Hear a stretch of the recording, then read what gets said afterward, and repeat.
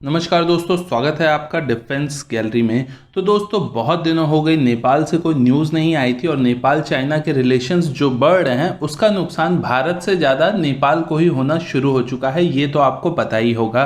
तो यहाँ एक लेटेस्ट न्यूज़ ये निकल के आई है दोस्तों कि जो चाइनीज़ मिलिट्री के लोग हैं उन्होंने कुछ नेपाली लोगों पे टीयर गैस फायर किया है और साथ ही साथ नेपाल में जो बॉर्डर है जहां पे चाइना है ये लगभग अब कंफर्म हो ही चुका है। ये जो बॉर्डर है दोस्तों वो भारत से मात्र 70 किलोमीटर की दूरी पे है, तो ये काफी चिंता का विषय जरूर है।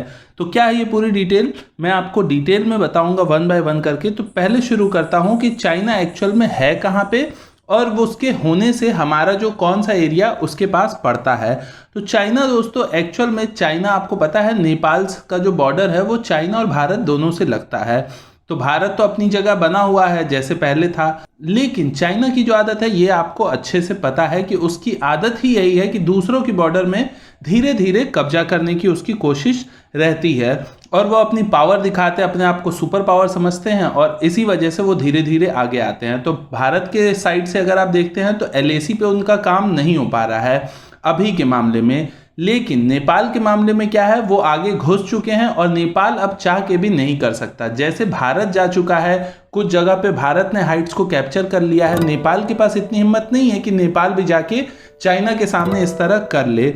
उसके लिए नेपाल अलग अलग तरह के वीडियोस रिलीज करता है कि छोटी छोटी कंट्रीज तो उसको देख के ही डर जाएं। तो उसमें चाइना ने क्या किया है, तो चाइना ने दोस्तों नेपाल का जो हुमला डिस्ट्रिक्ट है वो एक बॉर्डर एरिया आप समझ सकते हो उसको, उसके कई सारे रीजन में वो कब्जा कर चुका है। उसका जो लिमी रीजन है जहां पे उसने कब्जा किया है, ये रीजन भारत के उत्तराखंड से मात्र 70 किलोमीटर की दूरी पर ही स्थित है। 5 अक्टूबर के दिन 19 नेपाली लोग, जिनमें कुछ गवर्नमेंट के ऑफिशियल्स थे और कुछ पॉलिटिशियंस भी थे, ये लोग गए थे और इन्होंने वेरीफाई करके बताया है कि चाइनीज लोग लिमी रीजन जो हुमला डिस्ट्रिक्ट का है वहां पे नेपाल के अंदर घुस चुके हैं और उसके बाद उन्होंने वहां पे लगभग 11-12 बिल्डिंग्स भी नई बना ली हैं। और सबसे बड़ी बात, उन्होंने जो बॉर्डर पिलर्स हैं जिसके थ्रू ये डिसाइड होता है कि हाँ भाई ये बॉर्डर है नेपाल की और चाइना की, उसको भी उन्होंने बदल दिया है, नया बॉर्डर पिलर उन्होंने बना दिया है और लगभग वो भी 11-12 पिलर उन्होंने बदल दिए हैं। तो ये नेपाल की रिपोर्ट है, मैं नहीं कह रहा हूं।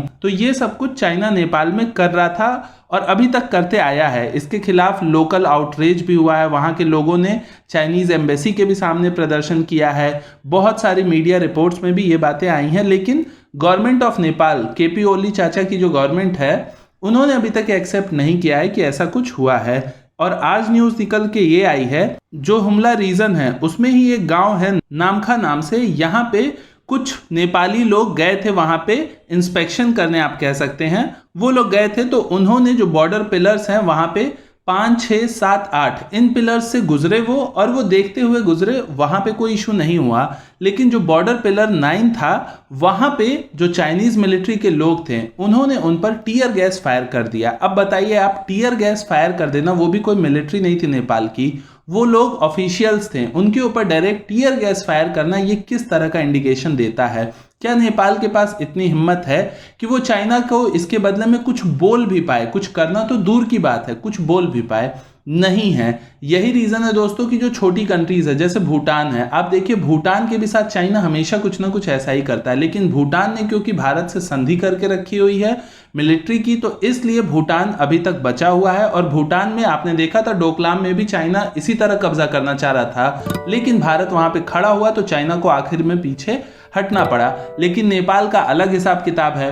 तो लो भाई भुगतो, अब आगे क्या होगा मैं आपको जरूर बताऊंगा, लेकिन ये मामला काफी ज्यादा गंभीर होता जा रहा है। आपका क्या कहना है? अपने सुझाव कमेंट सेक्शन में जरूर लिखिएगा। मैं मनीष मिलता हूं आपसे अगले वीडियो में। नमस्कार, जय हिंद।